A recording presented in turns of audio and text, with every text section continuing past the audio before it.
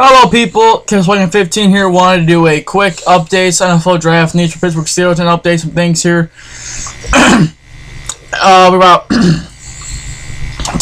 2 weeks away from the draft, and if I'm the Steelers, the things that we lack are a cornerback 2 and a wide receiver 2.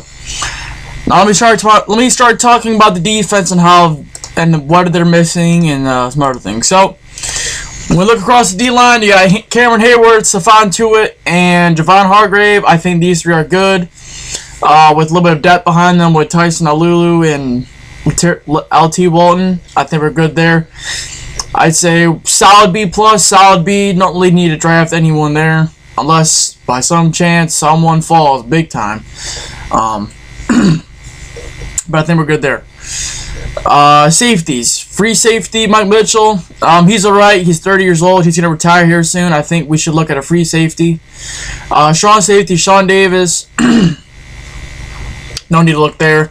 I think he'll be a solid strong safety for the rest of his career. He'll be pretty decent for us. I don't think there's a need to draft there. So I think we're going safety. Cornerbacks. When I look at corner, I'm just looking at the roster here.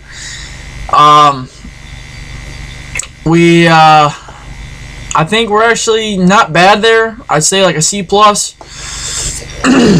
Last year, we had Artie Burns, our number 1. Number 2 is Ross Cockrell, and William Gay was our 3rd. So I think Artie Burns will be a pretty solid corner. No means like a Darrell Reeves, but I think it'll be pretty solid. Probably be a number 2 corner on most other teams. I think he'll be a good number 1. So I think we need to draft for a cornerback 2. Ross Cockrell will be a decent 3rd or 4th, but he's okay too. He's not really that good. William Gay in the slot, it's not bad either. He's getting a lot older though, so I definitely think we need to look at drafting a cornerback in the top 3 rounds. Sinquez Golson is injury prone at this point. He's been gone the past years, and he was known at Ole Miss for being a slot corner, so he's just a question mark. If he comes back, it's a bonus. If not, well, you're used to him not being there. So honestly, I think Pittsburgh, if there's a good corner there at 30, I think I'll take one of those. So we've covered corners, D-line, and safeties. So linebackers, let's talk about that real quick. Inside linebacker, I think we're good. Except I know Ryan Shazier has injury problems, so I know he's going to miss some time. So when he misses time, due to you guys not signing Lawrence Timmons, I understand maybe he wanted more money, but you could have at least offered a contract rather than let him test the market. Now you're going to have Ryan Shazier and Vince Williams, and possibly when Shazier gets injured, now you're going to have Vince Williams and Tyler Matkovich. And Tyler Matkovich was a 7th round pick last year out of Temple. Won the Nagorski Award, I think that's what it's called, for being the best linebacker in the nation. The man was a good linebacker, good tackler, not very athletic, but just really good at tackling and being your old school linebacker. He doesn't fit the mold nowadays. He's not athletic, he's not fast. He's not like linebackers nowadays. He's an older traditional type. So he's a solid special team player. That's what he is. So when I look at him and Vince Williams, I see no speed and I see no cover skills. So if Jared Davis or maybe somehow Reuben Foster falls that far, I think they need to take one of those two as well. I know Shazier is probably going to miss time. If he doesn't, that'd be great to see him play for a full season. I know he misses time. I know he misses a lot of time. So inside linebacker, look, we're like a C+. Again, I think Vince Williams is a solid LB2, but now I got LB1. I know Shazier is going to miss time. Now on to outside linebackers. So the 2 bona fide starters are going to be Bud Dupree and James Harrison. Behind those 2, we have Arthur Moats. Wow. Anthony Chickillo. And I really don't know what else we have. So that's definitely a big area of need right there. We need to find someone to pair with Dupree in the future 2 years, and to help take some snaps off of Harrison to keep him fresh. So That's definitely a top 2, top 3 need. Top 2, top 3. They needed to make a pick in that position. So definitely right off the bat, when I look on defense, outside linebacker and cornerback, other than that, I think we're solid. Definitely one of those 2 spots. As far as improvement, how much of the Steelers defense improved? Well, let's look at some stats here and some numbers. I did not mean to hit that. Why is it bringing up Spotify? What is this? Okay. In 2015, the Steelers defense. Let's take a look real quick at their numbers. They could mislead, maybe not. Okay, let's look. Total defense, yards per game. They were number 21 in total defense. Let's look at 2016.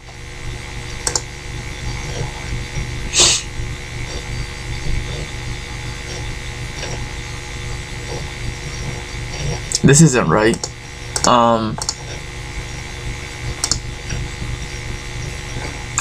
So 2015 they were 22nd. 21st. 2016. Not postseason or regular season. So then this year they were number 12. So they went up about almost 10 spots. Good improvement there. So the defense is getting better, and that was largely due to Artie Burns, Javon Hargrave, and Sean Davis. So let's look at some other stats from that postseason. This video is gonna be a long video, by the way. I'm just looking at guys know right now. Passing yards per game. In 2015, they were ranked almost dead last. They were 30th in the league. 2015 in terms of allowed in passing yards, and so this year they went from 30th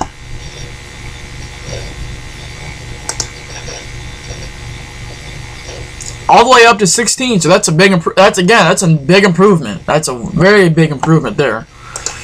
Now let's look at rushing yards and such. 2015 regular season. Also, this is all coming from NFL.com's stats and team stats and stuff. So in 2015, they were a top 5 defense in terms of rushing and stopping the run. So they did very well that year. What about this year? I know they didn't do too well this year compared to last year.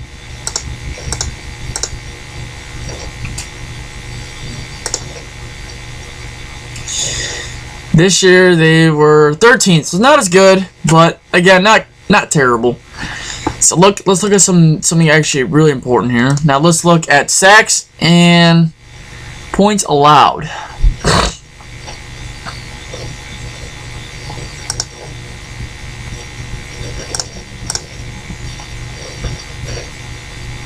Okay.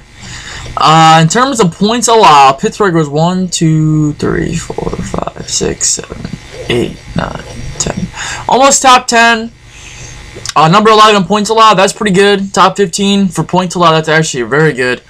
Let's compare it to this year.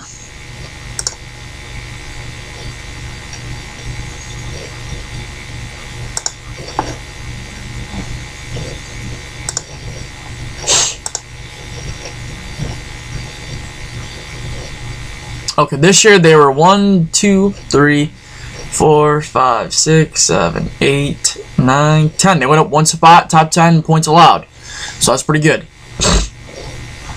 Now what about sacks? Can I get the sacks? No, but I'll tell you what, Pittsburgh in 2015 had almost 50 sacks. Last year they had close to 40. Now let's talk about the offense. So on offense, let's start off with quarterback. Ben's obviously can come back this year. So I have Ben, Landry Jones, and Zach Mettenberger. I definitely think within the first 4 rounds, I think Pittsburgh should take a quarterback. Someone to compete against Landry Jones or Zach Mettenberger. I'm not going to talk too much about quarterback, though, because none of the quarterbacks this year, other than Deshaun Watson, interest me. Running back.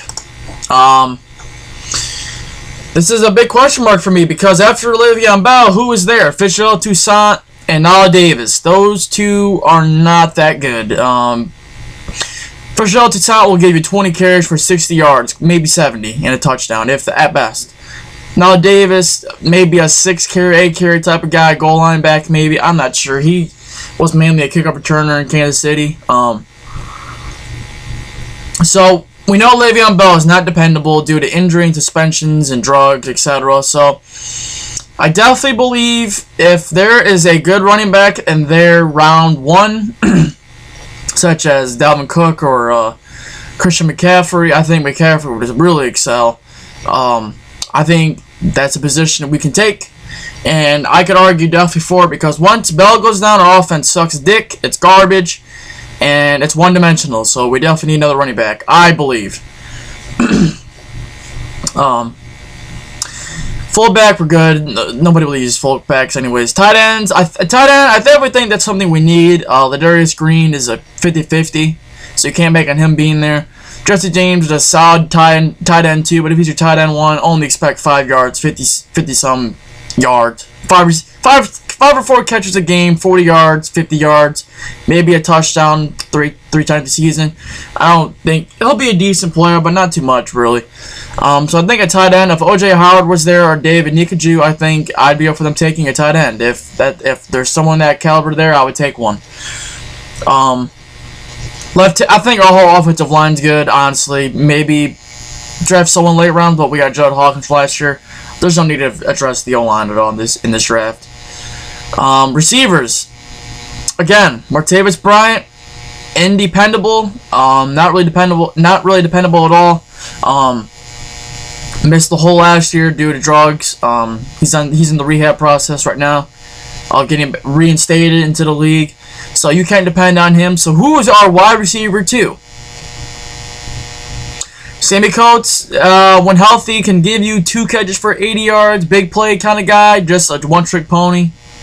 Eli Rogers is a decent, solid slot receiver type. So we don't have wide receiver 2 at all. DeMarcus Arias, a 7th round pick from last year, could be a decent 3, maybe a 4. He played a couple times last year. Darius Hayward-Bay, just more of a depth, special teams type of player. So I definitely believe if Corey Davis or for some reason Mike Williams are there, go up to the board, snatch him right the fuck now. So Pittsburgh, I definitely believe we need a second wide receiver. And if Bryant comes back, it's a bonus. If Ladarius Green and Bryant and Bell all stay healthy this year, Pittsburgh has the potential to be one of the best offenses in history. When you think about it, Ben, Le'Veon Bell, Antonio Brown, Ladarius Green, Martavis Bryant, and then Eli Rogers in the slot, and then Bell underneath on those passing routes, and then it'd be very challenging to stop that offense. So, but that's just all potential, you know. So I definitely think if you add a third weapon, knowing that Le'Veon doesn't play against New England, doesn't play in the playoffs really, and knowing that Bryant could miss, or Bell and Bryant could miss, once those two, what if Brown gets injured, you know, that's what I'm saying. So I definitely think wide receiver 2 is a need. BPA all the way, but if it comes down to a cornerback or receiver, I'm taking a receiver all the way because I know that our offense is better than our defense. And I know that if you have a good enough offense, you can score enough points to beat anybody. So that's my way of thinking, because defensive players take longer to develop than offensive players for some reason. You take a receiver and they can have an Odell Beckham-like effect year 1. That's how good receivers are nowadays, and it's crazy, but that's the reality of things. So, when I look at the top 5 needs, I see number 1, wide receiver. Number 2, cornerback. Number 3, outside linebacker. Number 4, running back. And number 5, inside linebacker. So those are my draft needs. This is a long video. This is probably the last video draft thing I'm going to do for the Steelers. But every week I do a mock draft. And, yeah, we'll get it figured out. But I think next year...